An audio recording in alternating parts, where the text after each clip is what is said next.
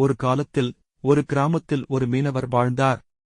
ஒவ்வொரு நாளும் அவர் குளத்தில் மீன் பிடித்து அவற்றை விற்று வீட்டுக்கு உணவு வாங்குவார்.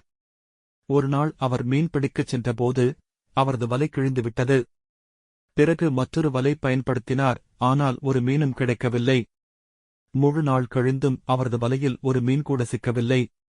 அன்றைய உணவை எப்படி வாங்குவது என்று கவலைப்பட்ட அவர் சந்தைக்குச் சென்று காய்கறி வியாபாரியிடம் கடன் வாங்கி காய்கறிகள் வாங்கினார். காய்கறிகளை வாங்கி வீட்டுக்கு வந்தபோது அவரது மனைவி, இன்று எத்தனை மீன்கள் பிடித்தாய்? ஒரு மீன் கூட பிடிக்க முடியவில்லை.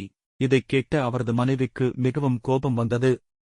மறுநாள் அவர் மீண்டும் மீன் பிடிக்கச் சென்றார். கடினமாக உழைத்து ஒரே ஒரு மீனைப் பிடித்தார். அதை விற்கச் செல்லும்போது ஒரு வயதான பெண்ணைச் சந்தித்தார். அவள், காலையிலிருந்து ஒன்றும் சாப்பிடவில்லை. இந்த மீனை எனக்குத் தருவீர்களா? நீண்ட நேரம் யோசித்த மீனவர் பரவாயில்லை என்று மீனை அவளுக்குக் கொடுத்தார். பதிலாக அந்த வயதான பெண் ஒரு சிறிய மரக்கன்றைக் கொடுத்து அதை தன் வீட்டு முன்பாக நடு. மீனவர் அந்த மரக்கன்றை வீட்டுக்குக் கொண்டு சென்று தன் மனைவியிடம் சொன்னார்.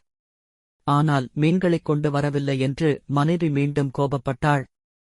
அன்று மாலை மீனவர் வீட்டு முன்பாக அந்த மரக்கன்றை நட்டுப்படுத்திக் கொண்டார். மறுநாள் காலையில் எழுந்தபோது மரம் வளர்ந்து தங்கப்பழங்களைத் தருவதைப் பார்த்தனர். இதைப் பார்த்து இருவரும் மிகவும் மகிழ்ச்சியடைந்தனர். அவர்களின் எல்லா பிரச்சனைகளும் தீர்ந்தன. அந்த வயதான பெண் கடவுளின் அவதாரம் என்றும் இந்த மந்திர மரத்தைத் தந்ததும் அவரே என்றும் மீனவர் புரிந்து கொண்டார். பிறருக்கு நன்மை செய்பவருக்கு கடவுள் நன்மை செய்கிறார்.